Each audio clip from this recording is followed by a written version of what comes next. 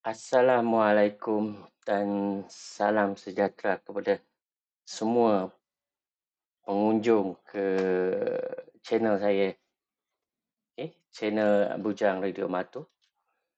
Dalam video kali ni, kali pertama ni, ini kali pertama saya. Okey. Kali pertama ni banyak benda silap, banyak benda yang mungkin agak janggal. So kalau ada apa-apa, bolehlah komen dekat tu apa yang perlu diperbaiki. Okey. Pertama, kita akan bincangkan apakah itu radio amatur dan apakah itu peperiksaan RE di Malaysia. Okey. Kita akan bincang secara basic, asas saja. Okey.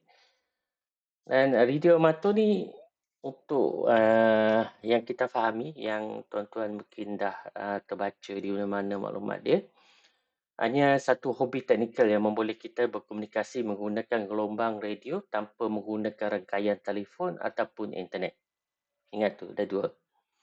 Ada landline ataupun gunakan ada nak tarik-tarik kabel ke apa ataupun nak gunakan internet ke, tak perlu. Dia hanya menggunakan gelombang udara. Gelombang udara ke lebih disenangi faham? Frekuensi. Okey. Ya, digunakan untuk tujuan pembelajaran, aktiviti komuniti dan juga sangat penting masa kita ada kecemasan. Okay? Apa-apa kecemasan lah yang membabitkan agensi-agensi kerajaan yang memerlukan bantuan komunikasi. Maknanya, komunikasi yang sedia ada, baik landline ataupun mobile tu, dah lemah ataupun dah tak ada coverage langsung. So, radio amatur akan memainkan peranan dekat situ. Okey, bab tu kita akan bincang dalam banyak video yang akan datang untuk kecemasan kena bincang asing, tapi ini lebih menjurus kepada peperiksaan untuk lulus mendapatkan sijil. Okey. Okey. Siapa yang kawal? Okey, siapa yang kawal hobi ni? Siapa yang kawal operator radio amatur ni? Okey. Di Malaysia, semua aktiviti radio amatur dikawal oleh Suruhanjaya Komunikasi dan Multimedia Malaysia ataupun yang selalu orang kenal MCMC lah. Okey. So, untuk menggunakan radio amatur secara sah ni, kita kena ada lesen lah. Gunakan radio tu. Okey, guna radio tu mesti ada lesen. Bila tekan je butang PTT tu, tekan je handheld tu ataupun walkie-talkie tu kena ada lesen. Tapi belajar, tak perlu. Okey, belajar tak perlu. Berada di kawasan aktiviti radio masuk, tak perlu. Sebab belajar dan berada di aktiviti itu tujuannya kita nak belajar supaya kita memahami apa aktiviti radio amatur daripada teori dan teknikal, so kita boleh pergi exam. Tapi kalau kita semua kena ada lesen nak pergi tengok orang pasang antena, nak tekan PTT macam mana, kalau tak boleh pergi tengok, macam mana pergi exam? Betul tak? Okey. Jangan terlampau apa kata orang ni, kita ringan-ringankan. So, hanya perlu pada operator. Sebab apabila operator teka udara, dia perlu ada lesen. Okey. Serupa juga apa kata orang ni, kalau kita nak bercakap dengan suatu radas tu, orang yang sebelah sana tu pun ada lesen, orang sebelah sini pun kena ada lesen, orang yang memancar kena ada lesen, orang yang menerima pun kena ada lesen. So, perkara ni, lesen ni wajib, kena ada. Okey.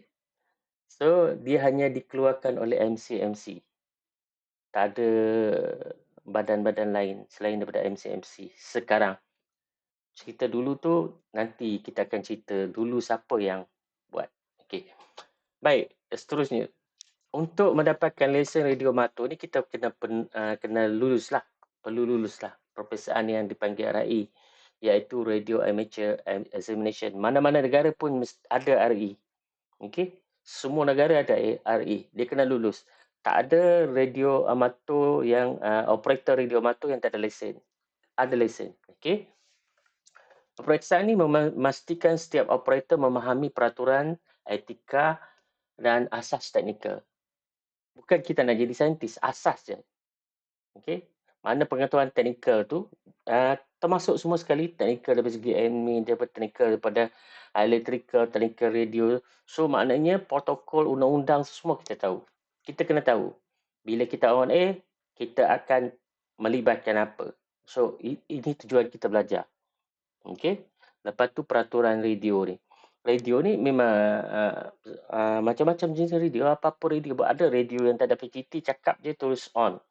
Ada yang kena tekan PTT, ada yang tak ada radio pun, duduk depan PC je boleh cakap.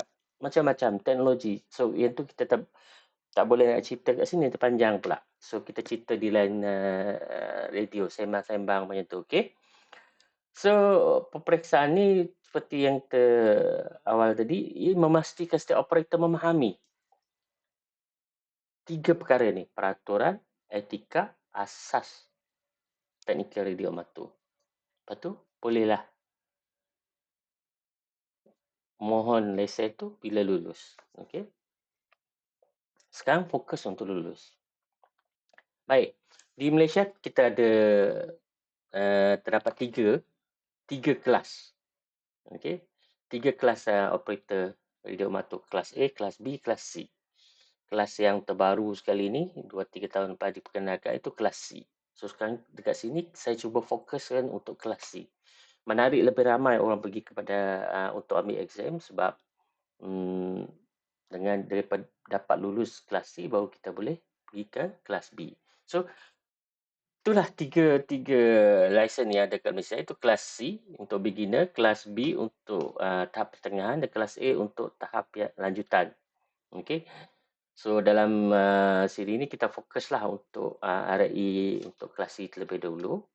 Untuk B tu dengan A kemudian. Okey. Untuk siri pertama ni saya rasa saya akan kongsikan asas radio amatur tentang peraturan yang perlu dipatuhi, cara berkomunikasi, penting tu peraturan tu penting. Peraturan tu atas kepada segala-galanya. Lepas tu cara berkomunikasi sebab kita melalui suara je. Kadang-kadang ada orang tak suka suara saya sebab suara saya tak familiar, tak friendly ataupun tak romantik kan. So bila kita dah ada cosine, kita sebut je cosine tu, dia ni walaupun suara dia macam lo mau cari gaduh kah? Dia tetap akan okey. Tapi kalau orang tak kenal, dia suara dia manja macam mana pun, miau pun orang tak suka. So that's why cara kita berkomunikasi tu adalah satu daripada kita punya identiti selain daripada cosine. Pengalaman saya 20-30 tahun dululah. On je radio, cakap je dekat PTT, bujang nak ke mana tu? Tak cakap pun cosine lagi. So dan dia punya suara tu adalah satu daripada identiti. Itulah kelebihan radio amatur ni. Okey. Okey, dalam siri-siri yang akan datang juga saya akan sertakan bila selepas kita belajar tentang asas apa benda semua, apa pelajaran, saya akan sertakan 2-3 soalan. Okey, contoh-contoh macam mana soalan-soalan dalam RAE lah, tapi tak adalah soalan bocor. Okey, kalau soalan bocor kita kena eyeball. Baik. Seterusnya, sebelum kita tamatkan video ni, nampak tu soalan yang pertama saya lontarkan dekat skrin tu, dia taklah secanggih mana pun tapi ada makna dia ni. 3 soalan ni, yang atas, yang 2 lagi tak ada jawapan. So yang ni cuba tuan-tuan buka, download dekat MCMC, ada lesen ke, tak ada lesen ke, buka balik, tengok balik mana ni, refresh balik semua everything. Sebab bila you dah ada lesen, you ada orang kat belakang tu yang nak ambil RE nanti dia akan tanya. Okay. So bila you ada, senang. Sebab macam radio dia super juga macam orang belajar yang lain. Kalau tak ada orang lama, dia tak ada orang baru. So whatever orang lama tu, dia kena refresh. Supaya dia punya knowledge tu berkembang ikut keadaan semasa. Sebab ada benda yang saya baca tu, dulu saya faham macam ni. Bila saya baca balik, tak berubah jadi macam ni. So kena refresh every time lah. Okay. Dan satu lagi, tengoklah video-video saya akan datang ni. Komen lah. Betulkan lah kalau ada kesilapan tu. Sebab benda ni untuk mendidik ni perlu benda yang betul-betul firm, yang dipahami oleh semua. So open untuk semua untuk buat teguran macam tu, yang pembina lah, yang positif lah macam tu kan. Okey, seterusnya, yang ni jawapan cik sendiri ya. Okey, jika video ini membantu anda, jangan lupa subscribe. Okey, jangan lupa subscribe. Ini video yang pertama berkaitan seterusnya berkaitan dengan persediaan RAI untuk kelas C. So next video saya akan sediakan. Okey, so saya tengah prepare semua itu ni ikut pada pengalaman, ikut pada soalan-soalan yang lepas semua itu ini. And then kita nak benda ni dia belajar, dia boleh faham. Bukan ingat sebab tak ada toyol. Okey, kena jawab. So terima kasih, jangan lupa subscribe Bujang Radio Amato. Okey, so jumpa lagi dalam video yang akan datang. So salam Radio Amato.